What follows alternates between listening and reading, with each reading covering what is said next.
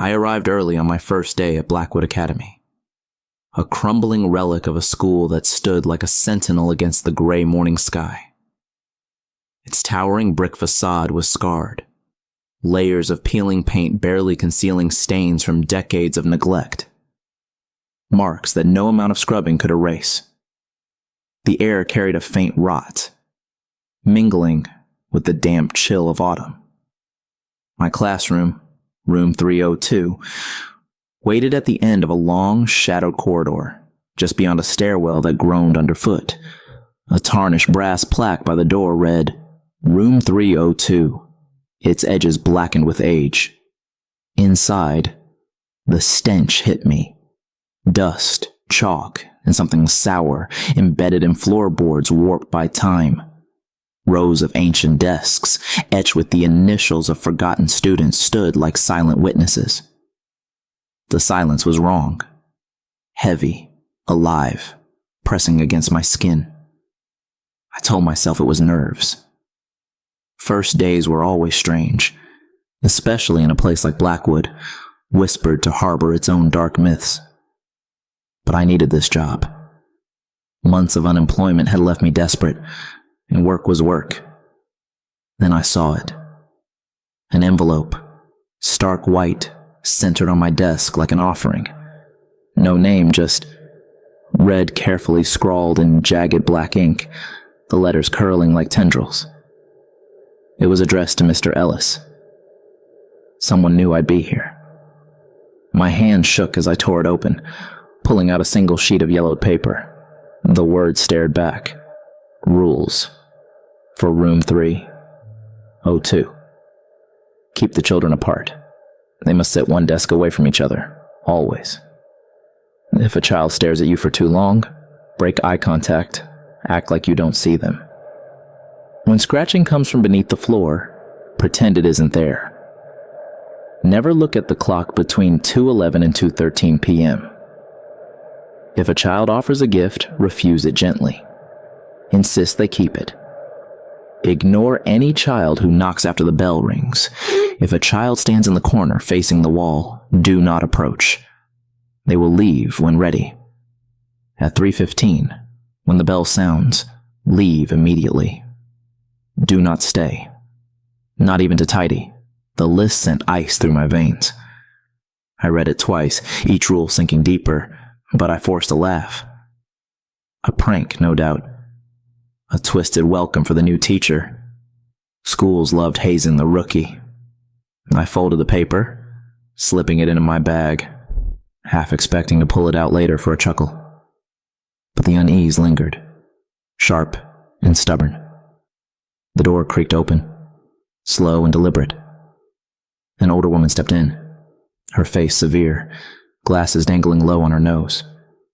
Her silver hair was scraped into a tight bun, and her eyes, sharp, unyielding, cut through me like glass. She didn't introduce herself, just nodded, gesturing to the desk. "You're Mr. Ellis?"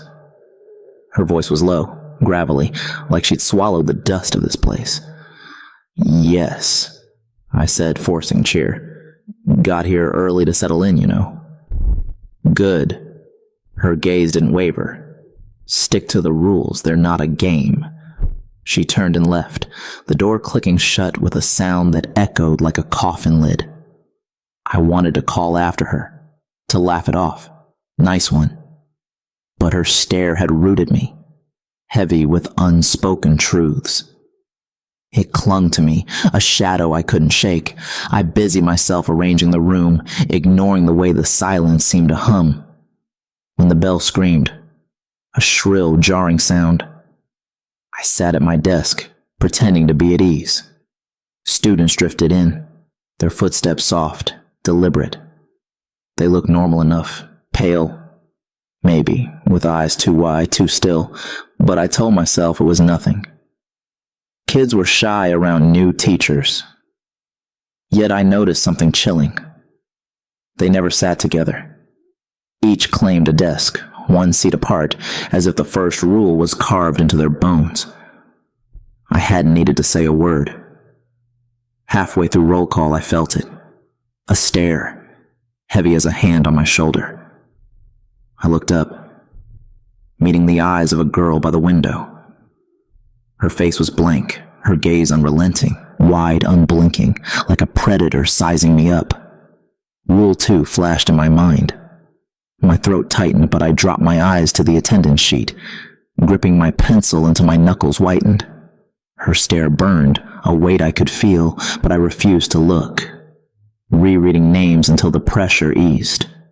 When I glanced again, she was gazing outside, as if I'd imagined it all. The morning crawled, each minute taut with unease. I stumbled through multiplication tables, unnerved by their silence. These kids didn't fidget, didn't whisper. They sat, rigid, their eyes locked on me with a focus that felt wrong, too old for their faces. During silent reading, a faint scratching began beneath the floor. A slow, deliberate clawing, like something trapped below was testing the wood. Rule 3. Ignore it. My voice wavered as I read aloud, forcing calm while the sound grew louder, more insistent, as if it knew I was listening. My skin prickled, but I didn't look down. The noise stopped, abrupt as a held breath. A few students glanced at each other, silent, knowing. This wasn't new to them. I told myself I'd make it through, just follow the rules. Then I noticed 2 students, a boy and a girl, locked in a silent feud. The boy's face was sharp, almost cruel, his eyes a dead, frost-bitten gray. The girl, one desk away, bare teeth too pointed, glinting as her lips curled. Rule 1 made sense now. They weren't just children. They were hunters, watching for weakness. "All right, everyone," I said, voice cracking. "Time for spelling workbooks." They moved slowly, each motion precise, but the air crackled with their unspoken tension. As I paced the room, I saw their chairs, gouged with claw marks, deep and jagged like battle scars. Faint lines peeked from their sleeves, scars old but raw. They caught me looking, their eyes sharpening to slits. I turned away, heart slamming, pretending to check another desk's work. Lunch was a brief escape, though I ate alone at my desk, eyes flicking to the clock to avoid the forbidden window. A question gnawed at me. What would I see at 2:12? The intercom crackled, and the older woman's voice sliced through. "Remember the rules." No warmth, no preamble, just a command. The line died, leaving silence thicker than before. The afternoon dragged, each second heavier, pulling me toward 2:11. I avoided the clock, my pulse a drumbeat in my ears. At 2:10, the room changed. Sound drained away. No rustling pages, no breaths. The students froze, eyes fixed on their desks as if braced for something unseen. The silence was a living thing, wrapping me tight until 2:13, when life returned like a snapped thread. They moved again, unbothered while I sat shaken, sweat beading on my neck. Near dismissal, the girl from earlier approached, clutching a crude doll, patched fabric, buttons for eyes, its face smeared with ink that seemed to writhe. "I made this for you," she whispered, voice barely human. Rule 5. "Thank you," I said, throat dry. "But I can't take it. Keep it, okay?" Her face flickered, hurt, then vacant. She nodded slowly, tucking the doll away, her eyes never leaving mine. I checked the clock, minutes left. But when I looked back, a boy stood in the corner facing the wall, still, head bowed, hands limp. Rule 7. Leave them be. The others acted like he wasn't there, their gazes fixed forward. My stomach twisted, but I packed my things, avoiding his shadow, until the bell shrieked. I grabbed my bag and fled, not looking back. The older woman stood by the exit, her eyes glinting. Pity or warning? "You did well," she murmured, so soft I barely caught it. Outside, the air was sharp, biting my lungs as I hurried to my car. I didn't glance at Blackwood, didn't dare meet room 302's grimy windows. I told myself it was just a rough start. I'd adapt. But as I drove, something followed. A weight, unseen, sinking into my bones. That night, sleep evaded me. Those hollow eyes lingered, the boy in the corner, the girl's doll, the silent room waiting for something I couldn't name. Dreams came. Fragmented. Room 302. Desk swallowed by shadow. A clock frozen at 2:12, its ticks echoing like heartbeats. I'd wake, gasping, staring into the dark, half expecting a child's silhouette at my door. Morning came, and I forced myself back. Room 302 felt different, stale, suffocating, like the air had thickened overnight. I checked the desks and froze. The gray-eyed boy's seat was empty, stripped of books or papers. A dark stain marred its corner. Ink, blood, or worse. The bell rang, and students filed in, their steps synchronized, faces blank. The girl with the doll paused at the door, glancing at the empty desk. Her face betrayed something, fear or grief, before she sat, turning away. During roll call, I stumbled. Where's... His name slipped from my mind, though I'd recorded it yesterday. The boy who sat there? Silence answered, heavy, suffocating. Every eye turned to me, glassy, unreadable. The girl by the window stiffened, staring at her desk. I let it go, dread coiling tighter. The day stretched, each hour a wait. At lunch, I found a note on my desk. A torn scrap, no envelope. The handwriting was thin, jagged, like it clawed its way onto the page. There are consequences for breaking the rules. My pulse spiked. A student's prank? A teacher's? But the words felt alive, watching me. I crumpled it, shoving it into my bag, but when I looked up, the class was staring. Every head turned, eyes empty, faces carved from stone. I turned to the chalkboard, their gazes drilling into my spine. The scratching returned after lunch, louder, closer, like claws raking just beneath my feet, hungry for release. I kept my face blank, but it felt personal now. Something knew I was here. At dismissal, the girl approached it again, clutching a cloth-wrapped object. Take it, she hissed, eyes desperate. Rule 5. I'm sorry, I said, voice trembling. I can't. Her face twisted.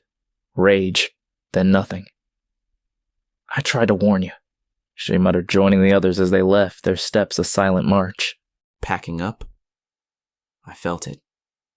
A pull to look back, to see the empty room one last time. Rule 8. Leave immediately. I fought it, stepping into the hall, but the urge clung like damp cloth. The janitor, an old man with hollow cheeks, mopped nearby, his eyes heavy with pity. They didn't tell you much, did they? He said, voice low. About the rules? I asked, throat tight. He nodded slow. They never do. Think it's kinder that way, but kinder ain't safer. What's that mean? His gaze darkened. No keeping it safe, not here. Those kids? They're only the start. There's worse in this place, things even they fear. He turned back to his mop, shoulders hunched as if his words were a burden he'd carried too long. I drove home, their eyes burned into my mind. The janitor's warning, the empty desk, the stain. Had he been like me once? New? Hopeful? Trapped? Morning came and I nearly didn't return. My alarm blared, but I lay still, staring at the ceiling, dreaming of quitting. But the job tethered me, and fleeing felt like surrender. So I went back. Room 302 was silent but wrong. A new desk sat in the back, small, bare, waiting. The gray-eyed boy's absence was a void, heavy and cold. The students arrived, faces hollow, eyes glassy. The girl with the doll clutched her bundle, avoiding my gaze, her fingers trembling. Before lunch, a knock came. Slow, deliberate, like a pulse echoing through the walls. Rule 6. Don't acknowledge it. The kids didn't flinch, heads bowed, as the sound grew louder, the door rattling in its frame. I froze, hands clenched, willing it to stop. It did, abrupt and final. I turned back, and my breath caught. The students weren't seated. They stood facing me, eyes empty, unblinking, like dolls animated by something else. The girl with the doll stepped forward, bundle in hand. "Mr. Ellis," she whispered, voice a blade's edge, "you broke the rules." "I didn't," I stammered. "I followed them." "You looked back," she said, sorrow lacing her words. "Yesterday, after the bell, you weren't supposed to." My stomach dropped. I had a fleeting glance, nothing more. "Rules are rules," she said, and the others echoed, a chilling chorus. "Rules are rules." "Please," I begged, "I didn't mean to." "One mistake is enough," she said, unwrapping the bundle. Inside was a wooden figure, crude, twisted, its face carved to mirror mine, eyes hollow, mouth a dark smear. Pain exploded in my skull, sharp, searing, like ice driven through my temples.